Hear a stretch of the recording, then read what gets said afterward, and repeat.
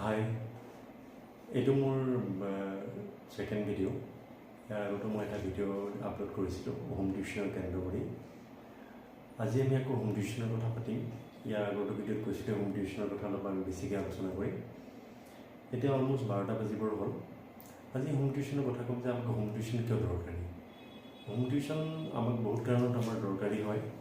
Home tuition means individual টিউশ্যনেই হওক বা grouping টিউশ্যনেই হওক, মই বেছিকৈ ইণ্ডিভিজুৱেল টিউশ্যনৰ কথাহে মই ইম্পৰ্টেঞ্চ দিম। বহুত ক্ষেত্ৰত আমাৰ বহুত ৰিজন আছে। সেইবোৰ ৰিজন মই পিছত আৰু এটা ভিডিঅ'ত মই এক্সপ্লেইন কৰিম যে what are the various reasons আমাৰ হোম টিউশ্যনৰ কাৰণে দৰকাৰী হৈ আছে।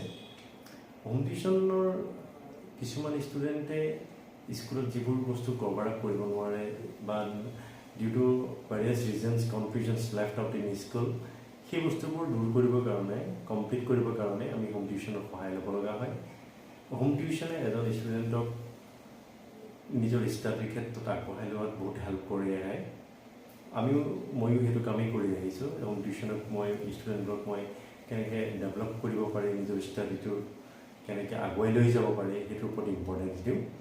আৰু এই হোম টিউশ্যন মই 14 years হ'ল মই হোম টিউশ্যনৰ কৰি আহিছোঁ। এইটো ছেক্টৰত কাম কৰি আহিছোঁ পঢ়া শুনাৰ লগত। ইচ এণ্ড এভৰি ষ্টুডেণ্টৰ লগত মই কাম কৰি আহিছোঁ। সেইবাবে এই হোম টিউশ্যনৰ আমি কেনেকৈ আৰু আগবঢ়াই লৈ যাব পাৰোঁ তাৰ ওপৰত কথা কোৱা হৈছে।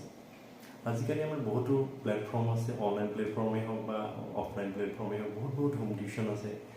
কিন্তু বহুত পেৰেণ্টছৰ এটা কনফিউজন থাকি যায় যে আমি কাক চিলেক্ট কৰিম হোম টিউশ্যনৰ বাবে। হয়, সেইটো এটা বৰ ডাঙৰ কুৱেশ্যন হয়। আপুনি কাক চিলেক্ট কৰিব বা কাক আপুনি চুজ কৰিব হোম টিউশ্যনৰ বাবে। হোম টিউশ্যনে বহুত ডিপেণ্ড কৰে এটা ষ্টুডেণ্টৰ কেৰিয়াৰটো আগবঢ়াই লৈ যোৱাত বা ষ্টাডিটো আগবঢ়াই লৈ যোৱাত। কিয়নো হোম টিউশ্যনে ডিপেণ্ড কৰিব যে গোটেই কনচেপ্ট বা গোটেই বেচিকখিনি যদি সৰুতে যদি ভালকৈ শিকোৱা নাযায় বা স্কুলত যদি যিখিনি লেফ্ট আউট হৈ আহিছে, যিখিনি কনফিউজন ৰখি গৈছে, সেইখিনি যদি হোম টিউশ্যনেও যদি কভাৰ আপ কৰিব নোৱাৰে তেনেহ'লে কোনে কৰিব। কেতিয়াবা কি হয়, বহুত ষ্টুডেণ্টে স্কুলতেই কিবা কাৰণত বুজিব নোৱাৰে বা ঘৰতো আহি পেলাই পেৰেণ্টছে সেইখিনি কভাৰ আপ কৰাব নোৱাৰে। ডিউ টু ভেৰিয়াছ ৰিজনছ থাকিব পাৰে। কেতিয়াবা ষ্টুডেণ্টে হয়তো অকণমান শ্ল' বুজি পায়, কেতিয়াবা ষ্টুডেণ্ট হয়তো ৰাইটিঙত শ্ল' হৈ যায় কাৰণে লিখোঁতে বুজি নাপায় বা এনেই লিখি লৈ গুচি আহে নুবুজাকৈ। তো সেইখিনি বস্তুটো কভাৰ আপ হ'ব লাগিব। তো সেইবিলাকৰ কাৰণে হোম টিউশ্যন খুবেই দৰকাৰী। মই যিটো হোম টিউশ্যন কৰি আহিছোঁ, এনেকুৱা নহয় যে মই আজিলৈকে পেৰত যিটো স্কুলত পঢ়াই দিছে সেইটোৱে পঢ়াই দিম, নহয়। আমি এটা হোম টিউশ্যন স্কুলৰ লগত এটা ৰিলেশ্যন থাকে, স্কুলৰ টিচাৰ ছাৰ মেডামহঁতৰ লগত এটা কানেকশ্যন থাকে। হোম টিউশ্যনটো আমি আগবঢ়াই লৈ যাওঁ বা কৰ্চটো আগবঢ়াই লৈ যোৱা। সেইটো আমি স্কুলৰ ছাৰ আৰু মেডামক আমি অভাৰটেক নকৰোঁ। অভাৰটেক কৰাটো বেয়া কথা। স্কুলৰ ছাৰ আৰু মেডামক আমি বহুত টিউশ্যন দেখা পাইছোঁ যে স্কুলৰ ছাৰ আৰু মেডামহঁতক অভাৰটেক কৰি পেলাই ষ্টাডিটো বা কৰ্চটো আগবঢ়াই লৈ গুচি যায়। সেইটো আচলতে বৰ ভাল কথা নহয়। এইবোৰ সংক্ৰান্তত আৰু ভিডিঅ'ত আমি কথা পাতিম ইন দ্য নেক্সট ভিডিঅ'। কাৰোবাক যদি হোম টিউশ্যন লাগে, আমাৰ এইটো মোবাইল নম্বৰ এভেইলেবল হৈ আছে, কণ্টেক্ট কৰিব পাৰে।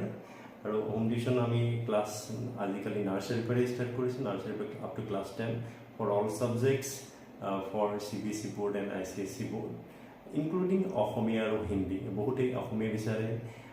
মই অলৰেডি বহুত আদাৰ দেন আছামিজ, মানে বেলেগ কমিউনিটিক আছামিজ টিউশ্যন কৰি আহিছোঁ। আছামিজ ভাল ৰিজাল্ট কৰিছে, হিন্দীও পঢ়াই আহিছোঁ। তো আমাৰ হোম টিউশ্যন সকলোবোৰ কোৰ্চ কভাৰ আপ কৰা যায়। Thank U.